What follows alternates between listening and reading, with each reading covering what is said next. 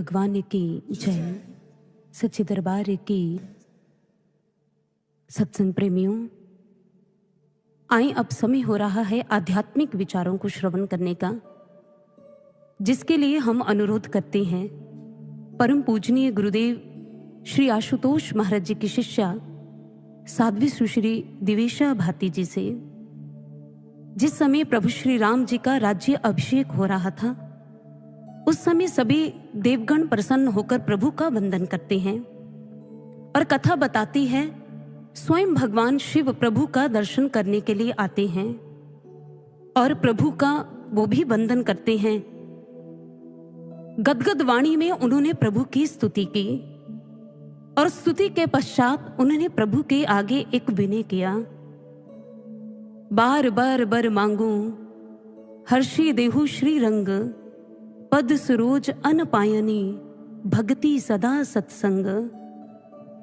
हे प्रभु, मेरी आपके श्री चरणों के प्रति अचल भक्ति बनी रहे और मुझे सदैव सत्संगति की प्राप्ति हो। हे लक्ष्मीपते, हर्षित होकर मुझे यही वर दीजिए। भक्तजनों, आज हमें भी ये विचार करना है कि स्वयं भगवान शिव प्रभु श्री राम जी से जिन सत्संग विचारों को श्रवण करने के लिए विनय करते हैं, वो हमें गुरुदेव श्री आशुतोष महाराज जी की कृपा से कितनी सुलभता से मिल जाते हैं। घर बैठे हम इन विचारों को गुरु महाराज जी की कृपा से बड़ी आसानी से सुनते हैं।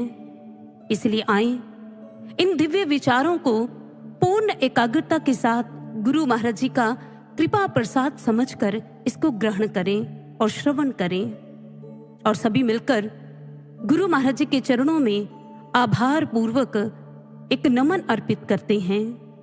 गुरुदेव श्री आशुतोष महाराज जी की जय। सच्चे दरबार की जय। बोलिए परम वंदनीय सर्व श्री आशुतोष जी भगवान की जय।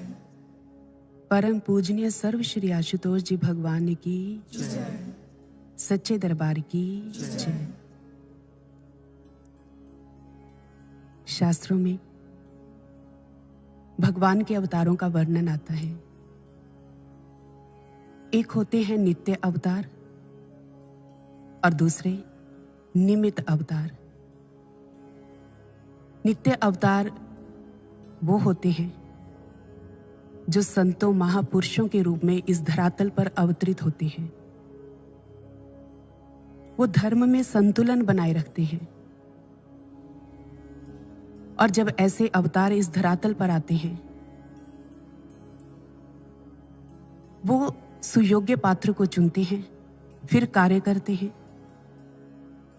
इसी कारण बहुत ही कम लोग उनके कार्य में सहयोगी बन पाते हैं, क्योंकि उनका कार्य क्षेत्र विस्तृत नहीं होता।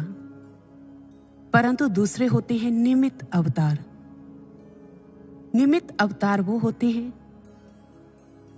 जो किसी खास प्रयोजन के लिए इस धरा पर अवतरित होते हैं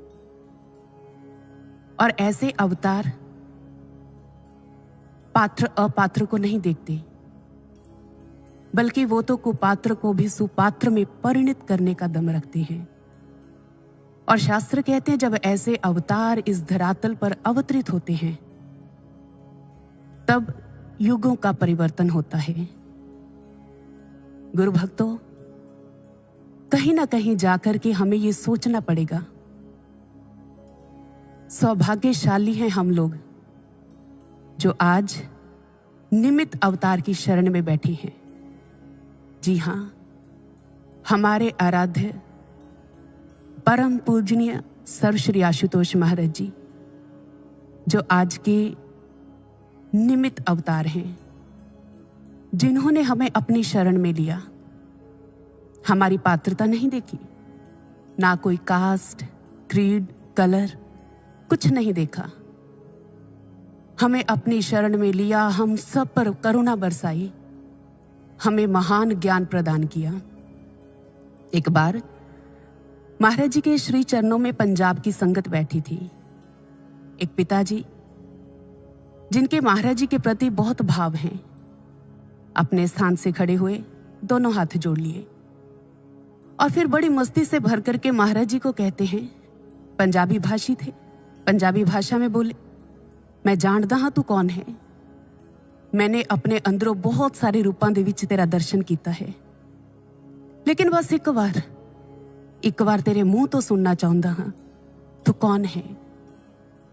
पिताजी की बात को सुनकर के महाराज जी मुस्कुरा दिए और महाराज जी भी पिताजी की भांति मस्ती से भर करके बोले, हमें क्या पता, ये तो आप हमारे भक्तों से ही पूछो। अब जैसे ही महाराज जी ने ये बात कही, सभी भक्त लोग इतने खुश हो जाते हैं, इतने प्रसन्न हो जाते हैं, सब तालियां बजाते हैं, जयकारे लगाने लगे। अब किसी को कोई भी जवाब की तलब नहीं रही, सब खुश हो गई, सब संतुष्ट हो गए। लेकिन गुरु भक्तों, जैसे ही कुछ समय बीता, फिर अचानक से महाराज जी गंभीर स्वर में बोले, ज्ञान ही मेरा सर्वस्व है, ज्ञान ही मेरी शक्ति है। गुरु भक्तों, ये जो दो है, अर्थात महाराज जी ने ज्ञान के रूप में अपने आप को, अपने तप को, अपनी दिव्यता को, अपने कोमलता को, अपनी करुणा को हम सब अधूरे बर्तनों में उतार दिया। उनके आने मात्र से ही इस जिंदगी का मोल बढ़ गया। गुरु के रूप में हमें परम गुरु भगवान मिले, जिन्होंने शिष्य के प्रति अपने हर कर्तव्य को पूर्ण किया है, जो किसी भी क्षण चाहिए। वास्तव में एक शिष्य को कैसा होना चाहिए, यही प्रश्न एक बार किसी जिज्ञासु ने महाराज जी से पूछा, महाराज जी, एक शिष्य कैसा होता है, वास्तव में इसको कैसा होना चाहिए। तब महाराज जी ने उस जिज्ञासु के माध्यम से हम सबको जवाब दिया। महाराज जी ने कहा, जिसे लेना आ जाए वही शिष्य है। महाराज जी की ये बात बहुत ही सारगर्भित है। धम्मपद, जो बौद्ध साहित्य का सर्वोत्कृष्ट ग्रंथ है, उसमें एक जगह गुरु की महिमा का वर्णन करते हुए कहा कि गुरु एक ऊंचे चमकते हुए पहाड़ की मानिद है। एक इतना ऊंचा, इतना विशाल पहाड़, जिसे कहीं से भी खड़े होकर के देख लो, वो सबको चमकता हुआ ही दिखता है। और उसी संदर्भ में महाराज जी कहते हैं कि वो पुण्य का शिखर होता है, जो हर पल, कहते जैसे हम देखते हैं ऊंचाई से हर एक चीज नीचे की ओर बहती दिखाई देती है, ठीक इसी प्रकार से गुरु में से कृपा, दया, वात्सल्य, दिव्यता, सौम्यता, ये सब प्रवाहित होकर के मात्र नीचे की ओर नहीं, बल्कि हर दिशा में प्रवाहित होती है। और जिसे लेना आ जाता है वही शिष्य है। महाराज जी ने इस बात के माध्यम से हमें समझा दिया कि गुरु सदैव कृपा बरसाते हैं, करुणा बरसाते हैं, और जिसे लेना आ जाए वही शिष्य है। और गुरु भक्तों, हमारे महाराज जी, जिनका लक्ष्य है विश्व में शांति लेकर के आना, बहुत बार, अनेकों बार आपने इस संस्था का जो स्लोगन है उसके माध्यम से आपने सुना है, विश्व में शांति कैसे आएगी, ब्रह्म ज्ञान से। ब्रह्म ज्ञान कहां से मिलेगा? दिव्य ज्योति जागृति संस्थान से। अनेकों बार आपने सुना है, क्योंकि महाराज जी का एक विराट, एक विशाल लक्ष्य है विश्व में शांति लेकर के आना। और इस कार्य के लिए महाराज जी ने हमारा चुनाव किया, हमें चुना। एक बार एक भैया महाराज जी के चरणों में बैठे हुए थे और उन्होंने महाराज जी को कहा कि महाराज जी, इतना बड़ा विश्व, और इस विश्व में शांति कैसे आएगी? असंभव सा प्रतीत होता है। तो महाराज जी ने आगे से कहा, जितनी जल्दी तू बदल जाएगा उतनी ही जल्दी इस विश्व में शांति आ जाएगी। वो भैया जैसे इस बात को सुनते हैं, बात को सुनकर के सकपका गए। भैया महाराज जी की तरफ देखते हैं। अब एक साधारण व्यक्ति यदि हमें ये बात कह दे तो हमें ऐसे लगता है कि इसने हमारे इंसल्ट की है, परंतु महाराज जी जो भी बात कहते हैं वो हमें दिशा निर्देश प्रदान करते हैं। महाराज जी ने उस भैया की तरफ देखा, महाराज जी ने बहुत गुड बात कही। यदि एक एक इकाई खुद पर काम करना शुरू कर दे तो शांति सहज ही आ जाएगी। फिर महाराज जी ने उस भैया से दूसरा प्रश्न किया। महाराज जी कहते, अच्छा ये बताओ, तुम्हारे सबसे नजदीक कौन रहता है? उस भैया ने झट से जवाब दिया, कहते महाराज जी आप। महाराज जी कहते कि हाँ, ये तो बिल्कुल ठीक है, इसमें कोई संशय नहीं है, हम आपके नजदीक रहते हैं, परंतु इससे भी अधिक नजदीक कौन है तुम्हारे? वो भैया जैसे ही महाराज जी की इस बात को सुनते हैं निरुत्तर हो गई। उस भैया के पास कोई जवाब नहीं रहा। फिर महाराज जी ने कहा, कहते सबसे नजदीक तुम्हारे तुम स्वयं हो, इसलिए तुम स्वयं पर कार्य करो। जब तुम स्वयं पर कार्य करोगे तो सुधार अवश्य आएगा। तुम स्वयं पर कार्य करो ताकि जब भी हम आपको देखें तो पिछली बार से बेहतर देखें। एक पूर्वी दार्शनिक ने कहा था, युवावस्था में मैं क्रांतिकारी था। हर समय भगवान के श्री चरणों में प्रार्थना करता था कि प्रभु मुझे सामर्थ्य दो, मैं दुनिया को बदल सकूं। लेकिन जब मैंने देखा कि मेरी आधी जिंदगी व्यतीत हो चुकी है लेकिन मैं किसी को भी बदल नहीं पाया, तो फिर कहते मैंने अपनी प्रार्थना को ही बदल दिया। मैंने ईश्वर के चरणों में ये प्रार्थना की कि प्रभु मुझे शक्ति दो, मैं उन लोगों को बदल पाऊं जो नित्य मेरे संपर्क में रहते हैं, जैसे मेरे परिवार के सदस्य और मेरे दोस्त मित्र। मैं उनको बदलूं, मैं इसी से संतुष्ट हो जाऊंगा, मुझे संतोष हो जाएगा। लेकिन जब मैंने देखा कि मैं बूढ़ा हो चुका हूं, अब मेरे पास जिंदगी के बचे कुछ दिन ही हैं, कुछ ही दिन बचे हैं, लेकिन मैं उन लोगों को भी बदल नहीं पाया, तो उस समय मैंने अपनी प्रार्थना को ही बदल दिया। मेरे प्रार्थना का रूप ही अपने आप बदल गया। और जानते हो मेरी प्रार्थना क्या थी? फिर मैंने ईश्वर के चरणों में यह प्रार्थना की कि प्रभु मुझे शक्ति दो, मुझे आशीर्वाद दो, मैं स्वयं को बदल सकूं। अगर ये प्रार्थना मैंने शुरू से ही की होती तो आज मेरी जिंदगी यूं बर्बाद न हुई होती। गुरु भक्तों, एक बार स्वामी रामकृष्ण परमहंस जी, उनके श्री चरणों में कुछ गृहस्थी साधक बैठे हुए थे और उन लोगों ने रामकृष्ण परमहंस जी को कहा कि ठाकुर, आप हमेशा कहते हो ये जो ध्यान है, भक्ति है, ज्ञान, इन सब से समाज सुधर जाएगा, बदलाव आ जाएगा, सब कुछ ठीक हो जाएगा। लेकिन ठाकुर, हम इसी संसार में रहते हैं जहां चोरी, बेईमानी, भ्रष्टाचार, छल कपट का पसारा है। और ठाकुर, यदि हम सरल बनकर के चलेंगे बहुत सारी समस्याएं उत्पन्न हो सकती है और समझ में नहीं आता क्या करना उचित है। ऐसे में हम तो असमंजस में पड़ जाते हैं, क्या करना चाहिए, क्या नहीं करना चाहिए, क्या उचित है। अब ठाकुर ने जैसे ही उनकी बात को सुना, ठाकुर ने कहा, अच्छा एक बात बताओ, तुम संदेश खाते हो? संदेश एक बंगाली बर्फी है। उन लोगों ने कहा, जी ठाकुर खाते हैं, अनेकों बार खाया है।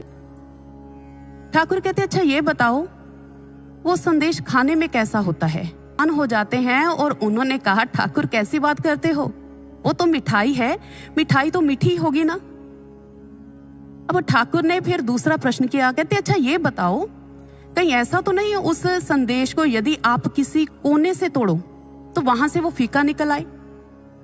अरे नहीं ठाकुर, संदेश का हर एक कोना मिठास से भरा होता है।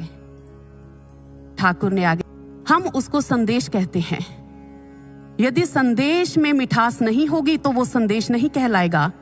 और यही बात मैं आप लोगों को समझाना चाह रहा हूं। आप भी संदेश के हर कोने की तरह हो और हर कोने को, हर तिनके को मीठा होना होगा, तभी शांतिपूर्ण समाज बनेगा। ठाकुर के कहने का तात्पर्य, यदि आप स्वयं पर स्टडी करोगे, आपका बिहेवियर जो है यदि वो चेंज हो जाएगा तो अवश्य ही इस समाज में शांति आ जाएगी। महाराज जी का कथन भी है, cluster of individuals form a family, cluster of families form a society, form a nation, cluster of nations form a world. So establish peace in individuals, the world will be in peace. सुधरे व्यक्ति, समाज सुधरे व्यक्ति से उसका असर राष्ट्र पर हो, जाग उठे हर विश्व का मानव, ऐसी जागृति हर घट में हो, ऐसी जागृति हर घट में हो। गुरु भक्तों, अनेकों बार, एक बार नहीं, दो बार नहीं, अनेकों बार हमने महाराज जी के इस कथन को सुना है। और कई बार ऐसा होता है, बहुत सारे लोग जब इन विचारों को सुनते हैं वो कहते हैं कि ये बहुत मुश्किल है, ये हमारी लाइफ का एक बहुत टफ सब्जेक्ट है, ऐसे लगता कि असंभव है। लेकिन गुरु भक्तों, हम सब महाराज जी की संतानें हैं। हमारे सर पर महाराज जी का हाथ है। हमारे कर्म में धर्म होना चाहिए, हमारे कर्म में तप होना चाहिए, त्याग होना चाहिए। यदि हमारे कर्म में धर्म होगा तो अवश्य ही हमें सफलता मिलेगी ही मिलेगी, इसमें कोई संशय नहीं, इसमें कोई दो राय नहीं है। और महाराज जी हमारे साथ है, सफलता क्यों नहीं मिलेगी? इन बातों का एहसास होना बहुत जरूरी है। हमें सफलता मिलेगी यदि हम स्वयं पर कार्य करेंगे, क्योंकि महाराज जी के श्रीमुख से निकले हुए शब्द हैं कि स्वयं पर कार्य करोगे तो अवश्य ही समाज सुधरेगा। और यदि महाराज जी ने हमें चुना है इस समाज को बदलने के लिए, बहुत बड़ी बात है, ये साधारण बात नहीं है। महाराज जी ने हम लोगों का चुनाव किया। अधूरे हैं, कमियां हैं, गलतियों के पुतले हैं, योग्यता नहीं है, सामर्थ्य नहीं है, क्षमता नहीं है, इस बात को हम रियलाइज भी करते हैं। हम कहाँ खड़े हैं, हम क्या कर रहे हैं महाराज जी के लिए। लेकिन महाराज जी पल पल अनुभवों के द्वारा, महाराज जी पल पल अपनी प्रेरणाओं के द्वारा हमें कह रहे हैं स्वयं को बदलो, स्वयं को बदलो, स्वयं को बदलो। और यदि सच में हमारा प्रयास होगा, हम स्वयं को बदलेंगे तो अवश्य ही समाज बदलेगा। हमारे गुरुदेव को, हमारे आशुतोष महाराज जी को हम सबसे यही उम्मीदें हैं। और गुरु भक्तों, स्वयं को सुधार करके ही हम गुरु के हाथों के यंत्र बन सकते हैं। एक इंग्लिश पोएट हुए जॉन मिल्टन, उनके शब्द है, the mind is its own place and in itself can make a heaven of hell और अ हेल ऑफ हेवन। उन्होंने कहा, मन के विचार मिनटों में स्वर्ग को नर्क और नर्क को स्वर्ग में बदल सकते हैं, लेकिन अंतर केवल दिशा का है। एक सधे हुए साधक का जज्बा कैसा होता है, अब उसका एक्सपीरियंस भी कहते एक बहुत फेमस ऑथर हुए हैं, उन्होंने शेयर किया। वो कह रही हैं, इमर्सन उनका नाम है, वो कहते कि एक जो सदा हुआ साधक है वो चैलेंज करता है कि अगर मुझे कोई नर्क में रख दे तो मैं अपने सद्गुणों के द्वारा उसे स्वर्ग में परिणित कर दूंगा। क्योंकि गुरु भक्तों, जिस बर्तन में जो भरा होता है वही प्रवाहित होता है। अगर हम अपने भीतर गुरु महाराज जी के आदर्श, उनका धर्म, उनकी प्रेरणाएं, उनकी शिक्षाओं को लेकर के चलते हैं, जब हमारे हृदय में उतरेंगी फिर वही प्रवाहित होगी चारों दिशाओं में। फिर अवश्य ही नर्क जो है वो स्वर्ग में परिणित होगा। और यदि ऐसा हो गया तो समझ लेना कि हमने समाज के एक बहुत बड़े हिस्से को ठीक कर दिया है। एक सदा हुआ साधक गुरु की अभिव्यक्ति होता है, अर्थात उसके हाथों का वो यंत्र हुआ करता है। एक ऐसा यंत्र जिसको चलाने वाले हाथ मात्र गुरु के हुआ करते हैं। एक साधक जब गुरु के हाथों का यंत्र बन जाता है, फिर गुरु उसे अपने कार्य में इस्तेमाल करते हैं और फिर वो साधक गुरु के उस कार्य में सहयोग देकर के उसका अच्छा परिणाम देता है।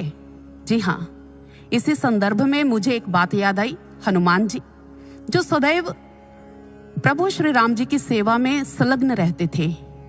हनुमान जी जिनके विषय में आता है, एक बार जब वो लंका नगरी में मां जानकी की खोज करके आए, खोज करने के उपरांत प्रभु श्री राम जी के पास आए और उनके चरणों में बैठ गए, उनको प्रणाम किया। इधर प्रभु श्री राम जी उनको आशीर्वाद देते हैं। फिर उनका आपस में वार्तालाप चलता है, भगवान और भक्त का वार्तालाप चल रहा है।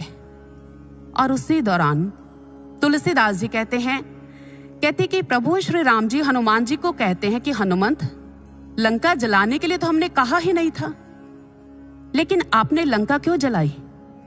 तो उस समय हनुमान जी ने कहा, कहते भगवान, लंका मैंने नहीं जलाई बल्कि मेरे से तो जलवाई गई है।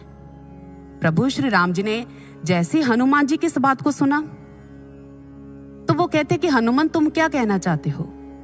हनुमान जी ने कहा, कहते प्रभु, जब मैं लंका नगरी में मां जानकी की खोज करने अशोक वाटिका में गया तो कहते अशोक वाटिका में त्रिजटा नाम की राक्षसी रहती थी। तो सब राक्षसियों को जो मां को डराने का प्रयास कर रही थी, कहते उस समय त्रिजटा राक्षसी ने कहा, कहते मैंने रात्रि के समय में एक स्वप्न देखा है, को जला दिया है। जैसे ही मैंने त्रिजटा के उस स्वप्न को सुना तो मैं आश्चर्यचकित हो गया। मैं सोच में पड़ गया कि मैं यहाँ लंका नगरी में छिप करके आया था और अब भी छिप करके बैठा हूं, लेकिन त्रिजटा ने स्वप्न में ही मेरा यहाँ आना देख लिया और मेरे भगवान ने, मेरे प्रभु ने मुझे लंका जलाने का कोई आदेश ही नहीं दिया था। लेकिन त्रिजटा कह रही है कि मैंने रात्रि के समय में स्वप्न देखा, ये सब कुछ बहुत हैरान हो गया। और उस समय मेरे मन में विचार आया कि यदि मैं लंका जलाता हूँ, प्रभु मेरे से कारण पूछेंगे, और जब मैं कारण बताऊंगा तो प्रभु ये कह सकते हैं कि तुमने उसके स्वप्न को सत्य मान लिया। अब यदि नहीं जलाता तो भी मैं असमंजस में पड़ा हुआ था, क्या करना चाहिए। प्रभु मैं पूरी तरह से दुविधा में पड़ गया कि क्या करना उचित है। और फिर पल पल मैंने आपके चरणों में प्रार्थना की कि प्रभु मुझे मार्ग दिखाओ। और कहते प्रभु जब मेघनाथ ब्रह्मास्त्र के पाश में मुझे बांधने लगता है तो तब मैंने विचार किया, ब्रह्मास्त्र ते ही साधा कपि मन कीन्हा विचार, जौ ना ब्रह्मसर मानो महिमा मिटई अपार। कि ये ब्रह्मा जी का अस्त्र है, यदि इसमें हमने स्वयं को नहीं बांधा तो ब्रह्मा जी का अपमान हो जाएगा। ये सोच करके प्रभु हमने अपने आप को उस पाश में बांध लिया। और जब रावण की सभा में मुझे ले जाया गया, रावण मुझे देख करके क्रोधावस्था में आ जाता है और क्रोध से भर करके मेरे से पूछता है तुम कौन हो। तो हमने भी प्रभु बताया, जाके बल बिरंच हर ईसा, पालत सृजत हर्त दस सीसा, जा बल शीस धरत सहसानन, अंड कोस समेत गिरी कानन, धरई जो विविध देह सुरतराता, तुम्ह से सठन सिखावन दाता, हर को दंड कठिन जही भंजा, तेही समेत नृप दल मंद गंजा, कर दूषण त्रिशिरा अरुबाली, बधे सकल अतुलित बलशाली, जाके बल लवलेस ते जिते हूँ चराचर झारी, तासु दूत मैं जा करी हरि आने हो प्रिय नारी। भगवान जैसे मैंने उसको कहा ना कि मैं श्री राम भगवान का दूत हूँ, और क्रोध में आ जाता है और हमें मृत्यु दंड देता है। और फिर इसके पश्चात विभीषण जी बीच में आए, उन्होंने कहा भ्राताश्री ये दूत हैं, इनको मृत्यु दंड ना दो, नीति के विरुद्ध है। ये सब कुछ समझाया। और कहते प्रभु जब समझाया गया तो रावण विचार करता है कि हाँ विभीषण कह तो सही रहा है। और इसके पश्चात उसने सोच विचार करके अपने सैनिकों को आज्ञा दी कि इसकी पूंछ को आग लगा दो। अब बस प्रभु जब उसने ये बात कही कि इसकी पूंछ को आग लगा दो, तो जिन कार्यों को करने का आदेश आपने मुझे नहीं दिया था, अब उन कार्यों को करने का संकेत मुझे स्पष्ट रूप में मिल गया था। मैं अब समझ चुका था कि त्रिजटा के हाथों आपने ही संदेश भेजा है। अब सच में ही लंका नगरी जलाने का समय आ चुका है। और वैसे भी प्रभु लंका नगरी को जलाने के लिए इतना घी कपड़ा मैं कहां से लेकर के आता, इतना प्रबंध कहां से करता। आपने स्वयं ही रावण के द्वारा इन चीजों का प्रबंध करवा दिया और बस मैंने आपकी कृपा से लंका दहन कर दिया, संपूर्ण लंका को जला दिया। इसलिए प्रभु मैंने लंका नहीं जलाई, बल्कि मेरे से तो जलवाई गई है और आपने ही जलवाई है। इस चीज का एहसास भी है उन्हें कि ये कार्य मैंने नहीं किया, इतना महान, इतना विशाल, इतना विराट कार्य उनको पता है ये सब मेरे भगवान की ही कृपा से हुआ है। इसलिए वो कह रहे कि आपने मेरे से लंका जलवाई है, इसमें आपकी ही कृपा है, आपकी ही बड़ाई है, मेरा कोई योगदान नहीं, मैं तो सिर्फ वहां खड़ा था। कहने का भाव हनुमान जी प्रभु श्री राम जी के हाथों के यंत्र बने और प्रभु श्री राम जी ने उस यंत्र का इस्तेमाल किया अपने कार्य में और फिर हनुमान जी उनको सहयोग देते हैं और अच्छा परिणाम दिया। यदि हम देखें, चाहे मैं हूं, चाहे आप, हम सभी चाहे अधूरे हैं, कमियां हैं, लेकिन फिर भी चाहते कि हम महाराज जी हम भी आपके हाथों का यंत्र बने, हम भी ऐसा सहयोग दें कि आप हमसे खुश हो जाएं, अच्छा परिणाम दें। हम भी यही चाहते हैं और हमारे महाराज जी भी यही चाहते हैं।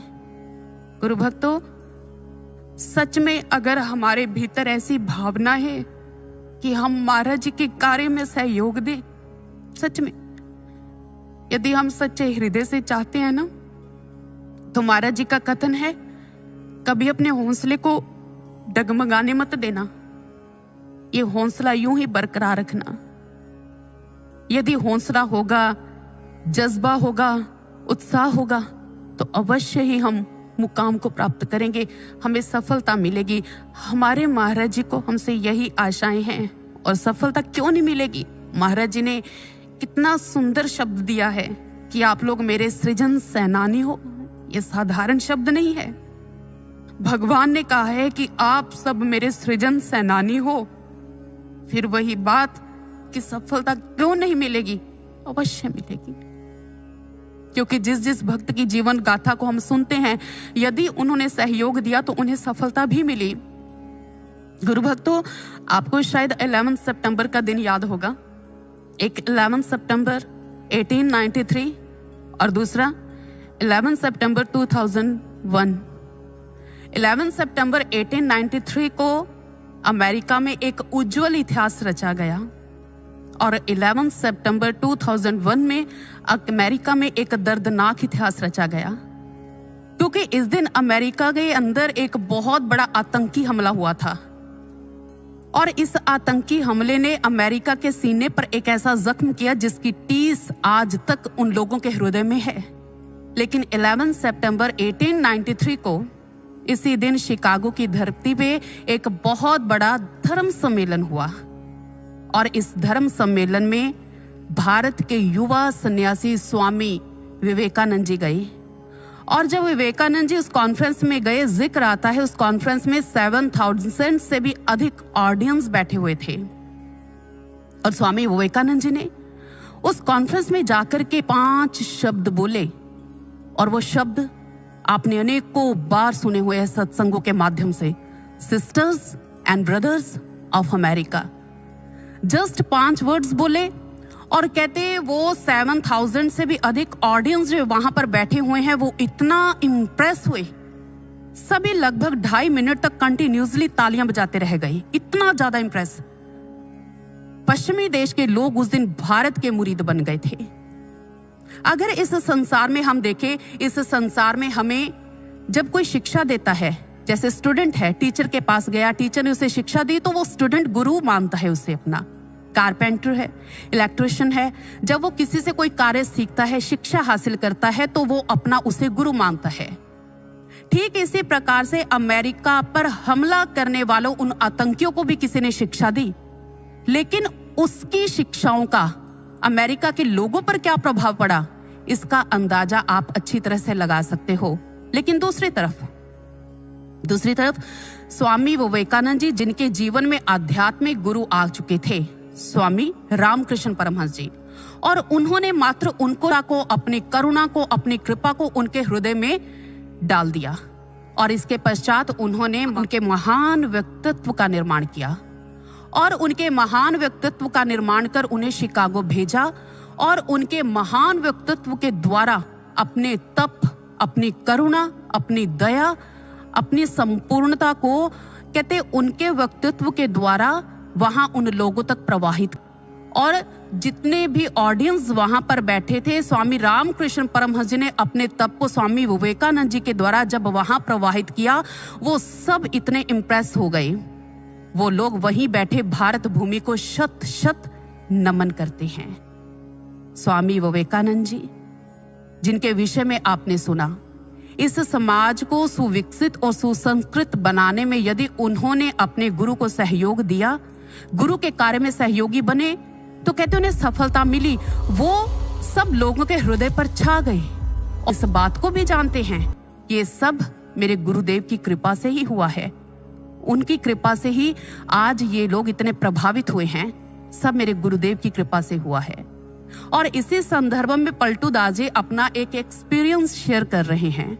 उन्होंने कहा, ना मैं किया न कर सको, साहिब करता मोर, करत करावत आप है पलटू पलटू शोर। अर्थात एक भक्त जो सच्चे मन से गुरु की सेवा करता है, वो जानता है कि मैंने तो मात्र खड़े होना है, करवाने वाले सिर्फ मेरे गुरु महाराज जी हैं, मेरे गुरुदेव हैं, और फिर मैं अपने लक्ष्य को अवश्य ही प्राप्त करके रहूंगा। जब वो पॉजिटिव बन करके चलता है तो स्वतः ही अपने लक्ष्य तक वो पहुंच जाता है।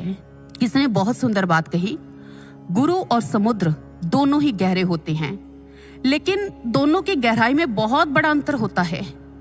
कहते जब समुद्र में कोई छलांग लगाता है तो उस समय वो डूब जाता है, लेकिन जब गुरु रूपी समुद्र में कोई छलांग लगाता है तो वो डूबता नहीं, वो तर जाता है।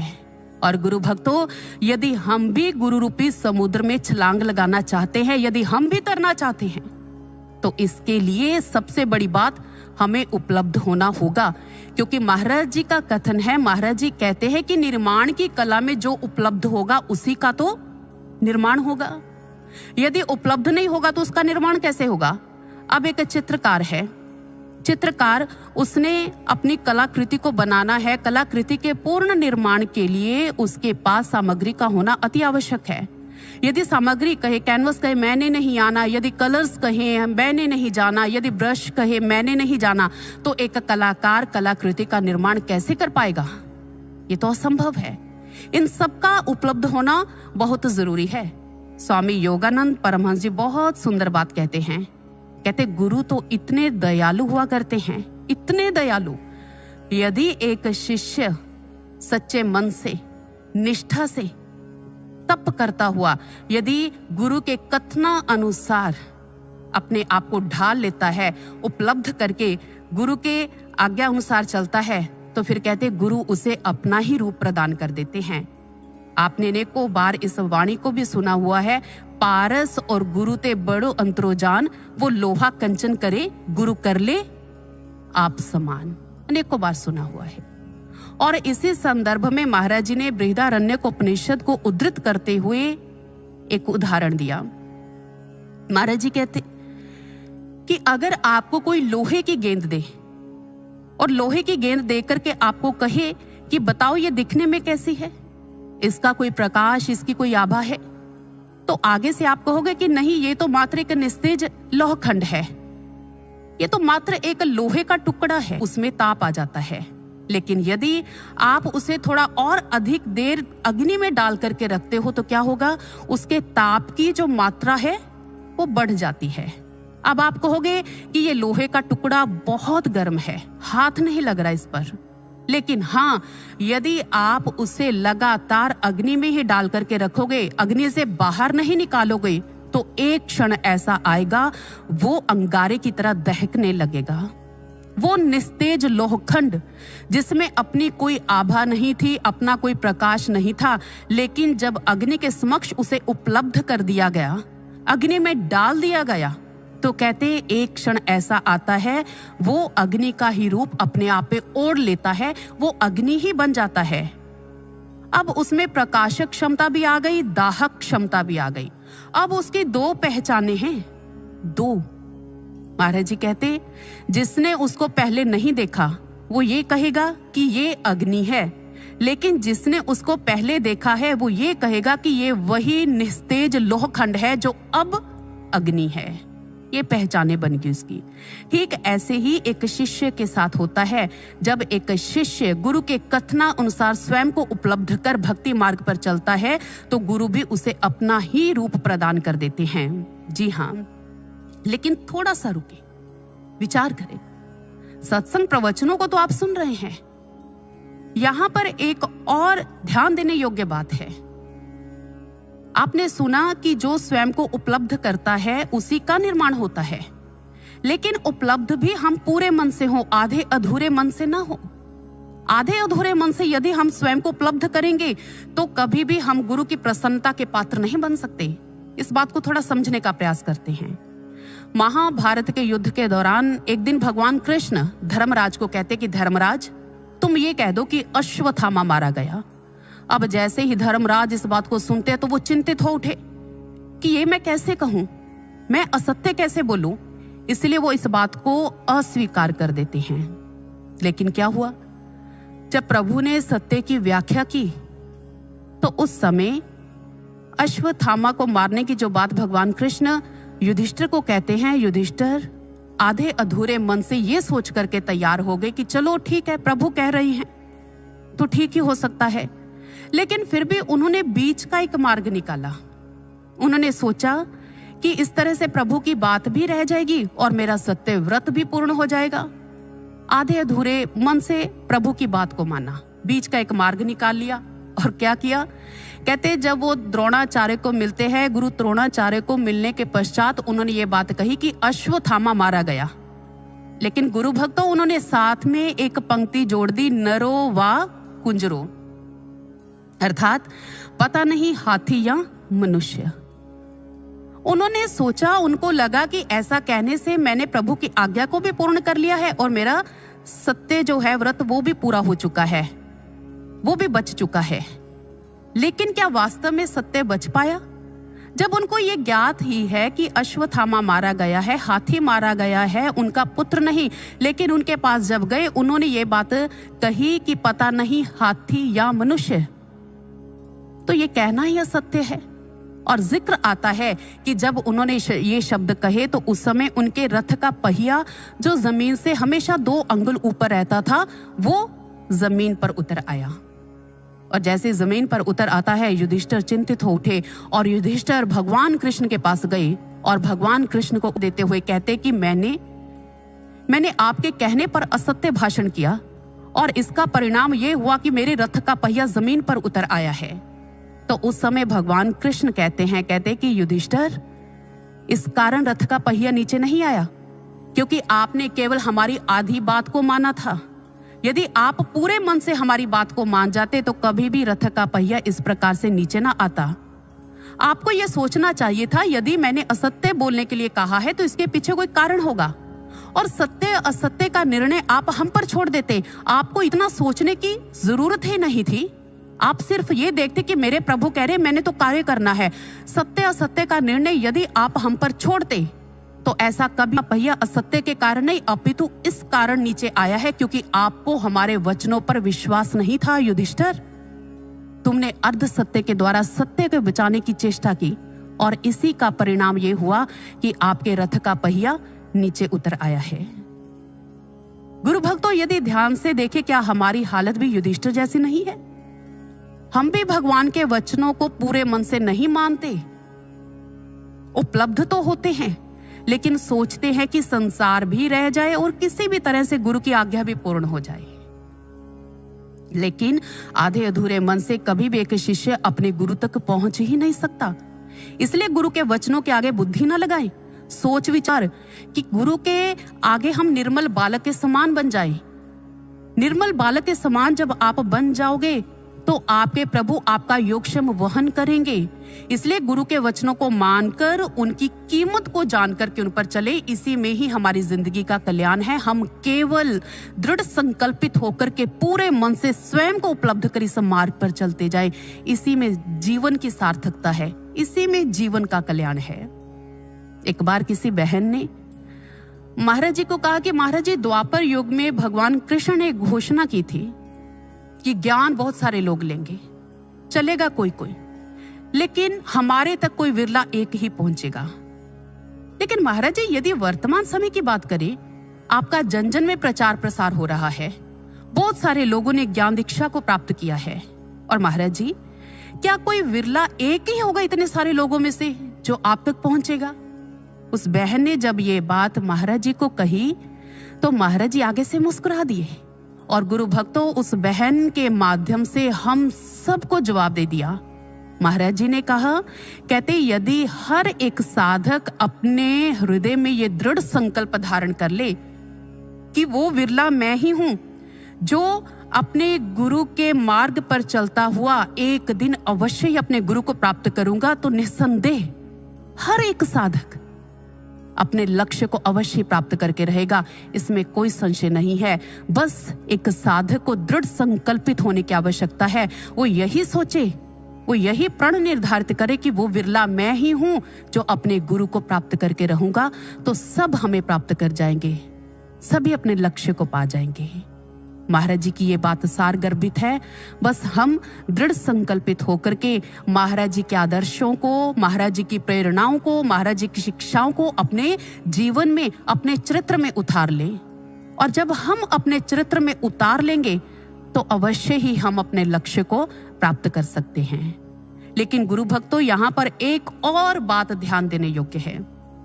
यदि हमने गुरु महाराज जी की आज्ञाओं को अपने जीवन में नहीं उतारा, यदि हम उनकी आज्ञा पर खरे नहीं उतरे, यदि हमने स्वयं को नहीं बदला, यदि हम गुरु के हाथों के यंत्र नहीं बने, यदि हमने स्वयं को उपलब्ध नहीं किया, तो हम साधक बनने के बजाय बाधक बनकर के रह जाएंगे। जी हाँ, ये सच्चाई है। कहते धरती के गर्भ में जो कुछ भी समाहित होता है, जब भूकंप आता है ना, तो वो सब कुछ निकाल करके बाहर फेंक देती है। ठीक इसी प्रकार से हमारे इस शरीर में जो एलियन एलिमेंट्स हैं, जो विजातीय तत्व हैं, जो शरीर के लिए बने ही नहीं, जो एक्स्ट्रा हैं, कहते जब ये इकट्ठे होने शुरू हो जाते हैं तो शरीर वमन करके इन्हें बाहर निकाल फेंकता है। और इसी प्रकार से एक साधक की एग्जाम्पल देते हुए कहा, एक साधक जब भक्ति मार्ग पर चलता है, चलते चलते यदि वो महाराज जी के गुरु के कार्य में, यदि वो मिशन के संगठन में विजातीय तत्व बनने की कोशिश करता है ना, गुरु तो नहीं चाहते, लेकिन वो स्वयं ही इस भक्ति मार्ग से विचलित होकर के छिटक कर दूर जा गिरता है। गंगू के विषय में अनेकों बार आपने सुना हुआ है, जो गुरु गोविंद सिंह महाराज जी का शिष्य हुआ है। जब गंगू की बुद्धि खराब हुई, जब उसके भीतर लालच का कुत्ता भौंका, तो उस समय कहते गंगू ने गुरु गोविंद सिंह महाराज जी के 2 पुत्रों को पकड़वा दिया, जिनको छोटे साहिबजादे कहा जाता है, उनको पकड़वा दिया। और अपने इस कुकृत्य के कारण ही वो गुरु से दूर हो गया और आज तक लोग उसे घृणा की दृष्टि से देखते हैं। अर्थात वो अपने गुरु के कार्य में विजातीय तत्व बना और इसका परिणाम क्या हुआ, वो अपने गुरु से दूर हो गया, अपने गुरु की कृपा को संभाल नहीं पाया, अपने गुरु को समझ नहीं पाया, इसलिए वो साधक बनने की बजाय बाधक बनकर के ही रह गया। यदि शिक्षा लेनी है तो राधिका के जीवन से ले। राधिका जी, आप सबने सुना होगा, जब भगवान कृष्ण वृंदावन छोड़ के जाते हैं तो सभी गोकुलवासी रो रहे हैं, राधिका जी भी रो रही हैं।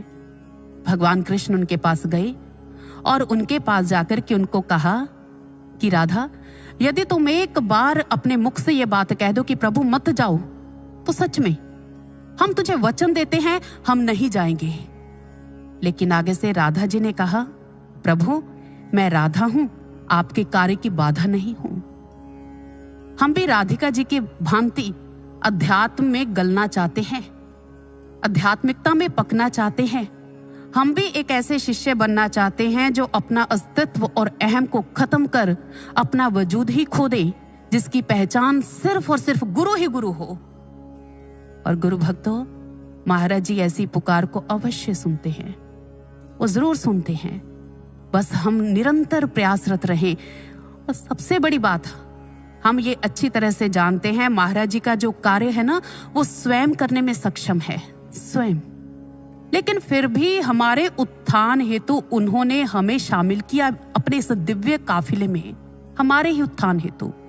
और इतना ही नहीं, वो निरंतर हमें हैं। हाँ, ये बात अलग है इस चीज का हमें एहसास हुआ है या नहीं हुआ, लेकिन वो निरंतर हमारे साथ है। मीरा जी को एहसास पूरी तरह से हो चुका था। मीरा जी के जीवन की बहुत सुंदर घटना है। कहते मीरा जब लोगों को सत्संग प्रवचन सुनाती हैं तो कहते बहुत सारे लोग उनकी निंदा करते हैं, उन पर हंसते हैं। कुछ ही लोग उनके सत्संग प्रवचनों को सुनते थे।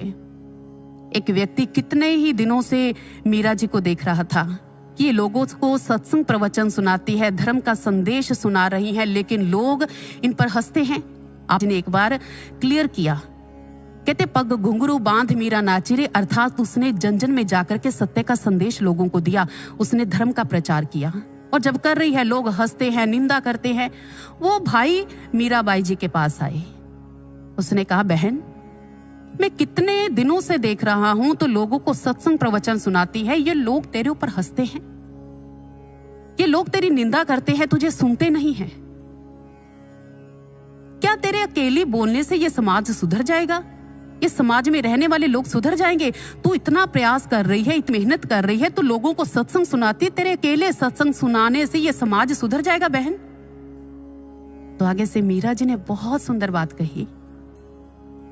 मीरा जी ने कहा, कहते मैं ये नहीं कहती मेरे बोलने से समाज सुधरेगा, मैं ये नहीं कहती, लेकिन हाँ मैं इतना जरूर कहती हूं, मैं जानती इस बात को कि ये कार्य मुझे मेरे गुरु ने सौंपा है।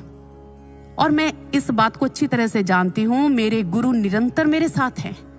और जिनके साथ गुरु होते हैं, जिनके साथ भगवान होते हैं, दुनिया की कोई भी ताकत उन्हें हरा नहीं सकती। उन भक्तों की हमेशा जीत ही जीत होती है। ऐसा जज्बा, ऐसा उत्साह हमारे भीतर भी हो। किसने खूब कहा, शेर अपनी वीरता के कारण जंगल का राजा कहलाता है, जंगलों में चुनाव नहीं होते।